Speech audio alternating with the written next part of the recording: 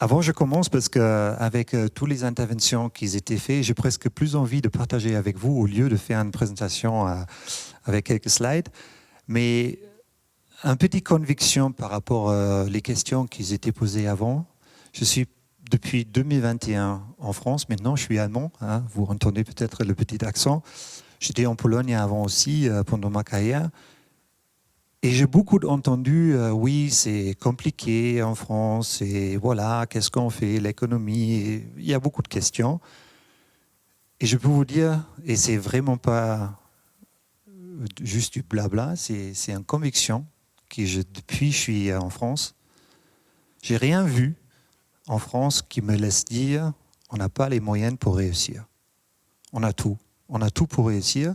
Et encore une bonne nouvelle, peut-être ce matin, quand on regarde que l'Allemagne, la France, l'Italie, l'Espagne, on est quand même des pays qui sont chers par rapport à la Tchéquie, la Pologne, la Roumanie, tout ça.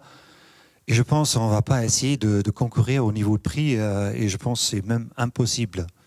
Mais en parlant de durabilité et de l'environnement, on a quand même quelque chose dans nos mains qui est le succès de demain. Parce que demain, les clients ne vont pas simplement regarder le prix d'un produit. Ils vont regarder comment il est produit, est-ce qu'on a respecté pendant la phase de fabrication, pendant la phase de logistique, d'approvisionnement avec des produits renouvelables, est-ce qu'on a respecté notre environnement. Et ça, c'est la bonne nouvelle parce qu'on a tout pour réussir et pour concourir aussi économiquement avec la challenge de durabilité, parce que ce n'est pas une menace, c'est un avantage économique à la fin de la journée. Voilà. Peut-être cette petite conviction, et je ne sais pas, je prends le présenteur, et je vais passer 2-3 mots sur Michelin pour que vous voyez un peu qu'est-ce qu'on essaye de faire. Bon, on essaye chaque jour à nouveau et on apprend. On apprend beaucoup. Et peut-être, dès qu'on est sur la CECM, passer 2-3 mots sur le site de Blanzy, comment on essaye de transférer toutes ces convictions Michelin et tout ce travail de groupe qui est maintenant beaucoup plus international qu'il y a quelques années, comment on fait face localement. Ça c'est Florent Ménégo et Nicolas a déjà parlé des fameuses 3 P. Pourquoi 3 P? Ouais. People, Planet et performance économique. Et on a une conviction chez Michelin qui s'appelle tout durable. Demain sera tout durable chez Michelin. Et c'est très cohérent, je pense, avec ce que je vous ai dit avant. Et c'est plutôt une bonne nouvelle.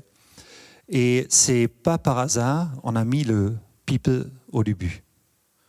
Parce que, bien évidemment, on parle autour du sujet de planète, mais nous, tous, nous sommes au début de chaque démarche.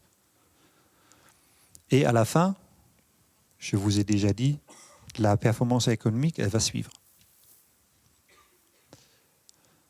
Pour vous citer un peu, Michelin est très connu pour ses pneus. Mais finalement, aujourd'hui, plus que 20%, 25% sont faits hors de pneus. Soit au-delà, soit complètement hors de pneus.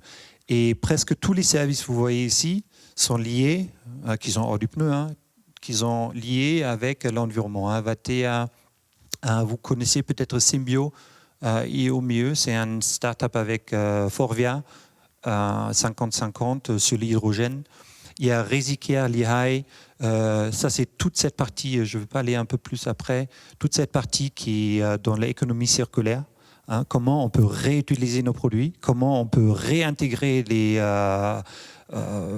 recyclages dans nos nouveaux pneus. Ça, c'est tous les éléments que Michelin aujourd'hui a un challenge de dire on veut le cercle complet de fabrication d'un pneu, on veut le maîtriser et on veut connaître comment on va le faire. Parce que comme ça, on sera vraiment maître de tout durable. Et quand vous regardez un pneu, ça c'est un peu où nous sommes aujourd'hui, au fin de l'année dernière. 29%, c'est les matériaux durables déjà. L'objectif c'est 40 pour 2030 et 100 pour 100% durable fin 2050. Et je pense le challenge, ça sera même un peu en avant. Et vous voyez, le pneu, on a à peu près 200 matériaux dans un pneu. Hein, on ne croit pas, hein, on pense c'est noir, voilà, c'est que de gomme et on cuire ça et c'est fait. Non, c'est 200 composants et il faut faire quelque chose avec les 200 composants. Et vous voyez ici comment on essaie de le faire. On a la partie textile, plastifiant, le caoutchouc, synthétique et naturel, les deux, les charges, les métaux et autres produits qui aujourd'hui sont dans le processus soit réduire, réutiliser, recycler et renouveler. Ça, c'est les étapes, je pense, chaque produit qui est produit aujourd'hui dans le monde, est-ce que c'est pneus ou autre chose, doivent avoir le même challenge. Si on regarde un peu nos ambitions de neutralité carbone, parce que ça, c'est quand même le mesurable aujourd'hui, vous voyez très très bien qu'on a moins 15% de tonnes CO2 2030 vers 2018 pour le transport. Après fabrication, transport, distribution, usage, je vous embête pas avec les chiffres. Mais un mot pour le transport. Autre bonne nouvelle, la France, c'est quand même un pays très historique au niveau de tout ce qui est transport ferroviaire. On a un peu juste oublié ça. Et ça, c'est un sujet, on a commencé à travailler, comment on peut utiliser tout ce transport ferroviaire qui est bien évidemment beaucoup moins impactant au niveau de l'empreinte environnementale par rapport à tout ce qui est routière. Et peut-être faire les combinaisons, hein, je ne sais pas qui dans la salle connaît, la combinaison entre un transport intermodal, on va dire comme ça, c'est les trailers aujourd'hui, vous pouvez mettre comme trailer entier sur le train et vous sortez du train et vous mettez directement dans un camion. Qu'est-ce qui est intéressant avec ça? Parce que le problème aujourd'hui, c'est le last mile. Okay, comment on transporte le last mile? Dernier kilomètre, dernière mille, je ne sais pas. Bon, last mile, vous comprenez, le dernier kilomètre. Voilà. Et comment on fait ça? Et on a beaucoup de réponses déjà aujourd'hui et on avance en grands pas vis-à-vis de tout ça. Et la partie logistique, c'est un des parties les plus challengeants aujourd'hui. Comment on peut rentrer ça dans une empreinte neutre? Et t'inquiète pas, Michelin fait ça juste pour se faire plaisir. On fait ça parce qu'on est convaincus, parce que nous, on est exigeants avec nos fournisseurs et nos clients, ils sont exigeants avec nous. Ils attendent que demain, un pneu sera tout durable. Ça veut dire on n'a pas d'autre chance. C'est simple. Voilà.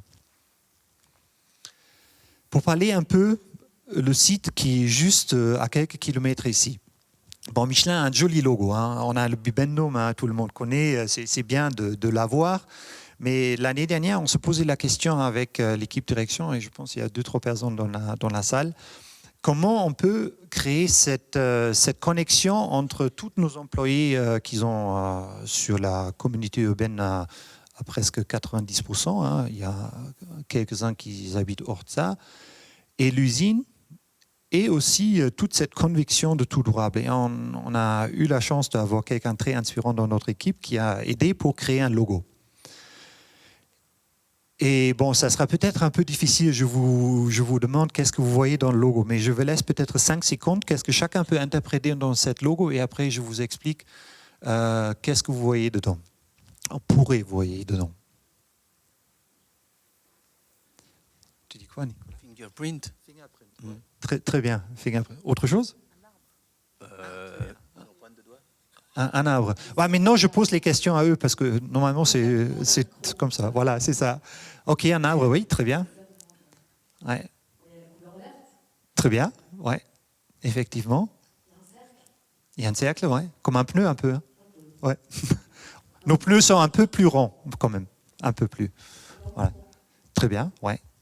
Ouais, c'est un peu tout ça parce que vous avez vu les 3 P, People, Profit, Planet. People, Planet, Profit, comme vous voulez, ou Planet, People, non, People, on laisse devant, quand même. People, on laisse devant. Et c'est exactement ça. On a 4 ambitions simples. Je vais montrer, je pense, encore un petit slide et après je vais finir parce que ça sera oignon, sinon pour vous. Mais cette logo, elle est complètement cohérente avec qu'est-ce que nous attend de 2022.